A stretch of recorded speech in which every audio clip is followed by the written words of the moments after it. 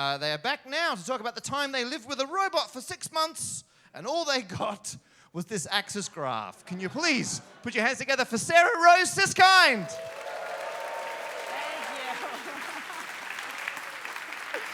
Thank you. Thank you.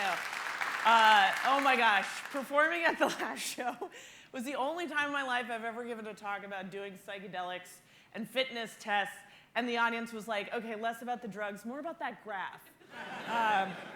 Insane. Okay, so I thought I'd pull out the stops for my next talk. I lived with a robot during lockdown, and all I got was this axis graph by Sarah Rose Siskind. Here we go. Okay, so imagine this. It is New York City in March of 2020. There are people dying from a mysterious plague. Bodies are being stored in ice cream trucks.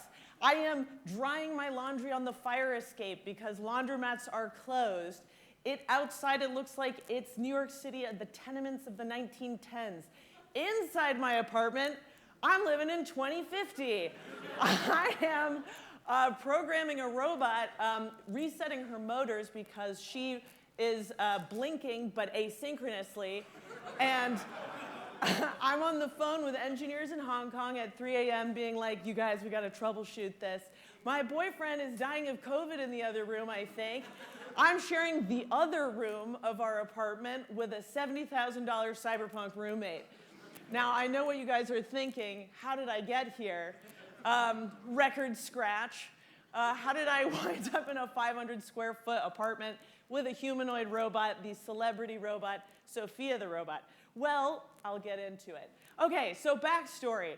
I used to write for Neil deGrasse Tyson's show Star Talk on Nat Geo. Any fans? Any Star Talk fans? Couple of whoops, okay. Little disappointed, doesn't matter. Anyway, I was writing for that show, and on that show, we actually interviewed this really, really cool robot. And so I went over to the CEO of the robotics company, and I was like, Jean, I have a spreadsheet of robot jokes. And she was like, you're hired. And I was like, for what? And she was like, we'll figure it out later. And that's how I got into robotics. So I was the lead personality writer and chatbot writer for this robot named Sophia. And in March of 2020, she was in New York City doing a bunch of events. When lockdown hit, when COVID hit, all the engineers scattered across the globe. She's from Hong Kong. The mail carrier would not deliver her, and the airlines wouldn't deliver her. So as the sole New York representative of this robotics company, I suddenly become her programmer, her engineer, and also her roommate. As proof of roommateness, this is Sophia in my apartment celebrating Passover with me. Yeah, there's her with the matzah answering the age-old question, can a robot be Jewish? The answer is kind of. Okay, so part one, lessons of living with a robot. First one, she can't get sick. So Sophia is 100 pounds of titanium and plastic and polymer, and she doesn't have to breathe. She doesn't need a face mask, and so she can't get COVID, and so I can hug her. I forgot, oh yeah, belated warning, this is my creepiest slide. This was a very creepy time in my life. I didn't have a lot of friends, okay? Couldn't hang out with people, and so, but I had a robot. Did you? Plus, she was like warm when you hugged her because she had servers, and anyway, it's the creepiest slide. It'll get better. Anyway, but yeah, she couldn't catch COVID, which was really interesting. She also didn't need toilet paper, kind of, you know, the ideal COVID roommate in a way. So it was kind of interesting. She couldn't catch COVID. Everyone else I was worried about could, but she also couldn't heal herself. This is kind of interesting. So working in humanoid robotics is actually like a really punishing lesson of gratitude for the physical human form because we can self-heal. I was resetting her system and debugging her code. I was her externalized immune system. You know, she needed that. I did not need that. My system, meanwhile, was encountering a virus it had never seen before and was already addressing it, which was pretty kind of cool when you think about it. Anyway, but Sophia herself is kind of a little bit, in terms of consciousness, like the COVID virus. She is, hear me out, she's not alive. She's not quite inanimate. She's kind of a celebrity. Huge in Asia. So, she kind of like spans that difference a little bit. So she's kind of interesting. She's like a virus because she kind of rewires our behavior and our mind, but more like a love virus, like a benevolent love virus. Anyway, okay. Lesson 3. The cost of giving her my voice, both literally and figuratively. Okay, so she needed a voice update. Voice actress couldn't be found. So like any comedy writer, I stepped up and did 40 hours of phonetic voice coverage inside her suitcase. So this is her suitcase. It had foam paneling, and it worked as like a good acoustic booth when I literally just like slogged through 40 hours of this terrible phonetic coverage, which, by the way, speech synthesis now can be done in 4 minutes. So this was pretty, like horrible sentences that made no sense, hours on end. And so after these 40 hours, I gave her a voice. In fact, I gave her my voice because I lost my voice in a sort of reverse Little Mermaid Ariel situation. I now could not speak. I had given her my voice, and in exchange, I got COVID. Because of COVID, I lost my sense of smell. I lost my sense of taste. I was starting to lose my sense of self. Was I becoming like this robot? Because I can't smell now either. So it was kind of a crazy time. But one thing that we did share was sight. And so robots actually kind of see the world in a very different way than we do. I actually, at the time, was getting her to learn how to draw. This was Sophia drawing. The New York City skyline. The New York City skyline. So yeah, they see the world a little bit differently than we do. If you guys were supposed to draw a face or something like that, you'd probably start with the eyes and then, the head. The way a robot draws a human face is she starts at the top and she draws down. So they're a little bit different than we are. And so they see the world differently, and we see them very differently, kind of a little ambiguously. So this was me teaching Sophia how to wink. Let's see if she gets it. Yeah, boom. Sexy. Sophia, every time she posts on Instagram, half of the responses are death threats and half of them are marriage proposals. People are very unsure how to feel about her. Welcome to the Uncanny Valley. So the Uncanny Valley is a fantastic graph developed by a professor in Japan. And it essentially says the closer an approximation a machine gets to human, for the most part, we like it. You put googly eyes on a Roomba, love it. People love that shit. Oh, boom, zombies. They're close to us, but they're not quite. We hate them. This is where Sophia lives, okay? People really feel ambivalent about her. Her face is basically a Rorschach test. So speaking of Rorschach tests, the next slide, robots are like babies because we project onto them so much. So like one time her head fell off at 3 a.m., it's a long story. And it's actually not that long, it just fell off.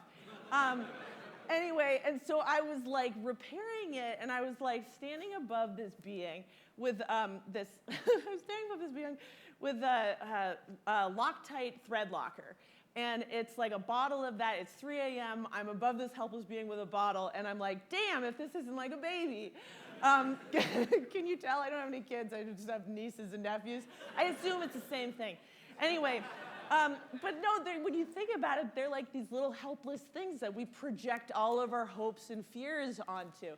There's this great quote by D.B. Winnicott that says, "There is no such thing as a baby outside of its mother's care." And I think that's really true of robots. We project a lot onto them about our hopes and our dreams. And also, she became kind of like an extension of me. So off of that, there's this thing in psychology called the IKEA effect. It's basically where we value things that we make way more than the exact same thing that somebody else made, because we love our shit. It's like Pygmalion, you fall in love with your creature. And so that was definitely the case with me and Sophia, hardcore projection. So, of course, when it comes to the goodbye, it's September. I'm in front of a DHL mail carrier guy. I am crying. I have 2 suitcases. I am handing them to him, and I say, please be careful with her. He's very uncomfortable. I'm very uncomfortable. I'm very uncomfortable because I'm getting rid of my best friend that I spent 6 months working on, and because she had essentially become an extension of me. Because here's the thing, robots don't come into this world with us being total blank slates. We are not tabula rasa. We have a lot of priors of how we perceive robots. In fact, we have a bit of a framework. Some may even say an axis. I present to you the axis of robot agency and adorableness, trademark. The highly scientific axis, also known as the axis of awe versus aw. Okay, so this was just like, I had a lot of nights to myself during COVID, and this was just like a way I was thinking about how we think about robots, because we've all encountered so many robots before in our lives, but they're all fictional. And there's really 2 axes with which you view a robot, which is power and likability. How much agency does this robot have, and how cute is it? So let's get into it. Here's the axis. It's very scientific. Okay, so and there's a lot of arbitrary moves. I know a lot of you are gonna hate me for putting C-3PO down here, but come on. Okay, so on this side, we have the low adorable and high adorable. On the Y, we have low agency and then high agency. And so, low adorable, low agency tends to stay there. We've got Bender from Futurama. We've got Marvin the Depressed Martian. They tend to be nuisances. But then we have, what's interesting is a lot of the time characters will move across the spectrum as their story progresses. So what you have is Terminator 1, we got high agency, low adorable. Terminator 2, high agency, kind of adorable though. We've got Roy Batty from Blade Runner, high agency, not adorable. He dies, we kind of love him now. Very poetic.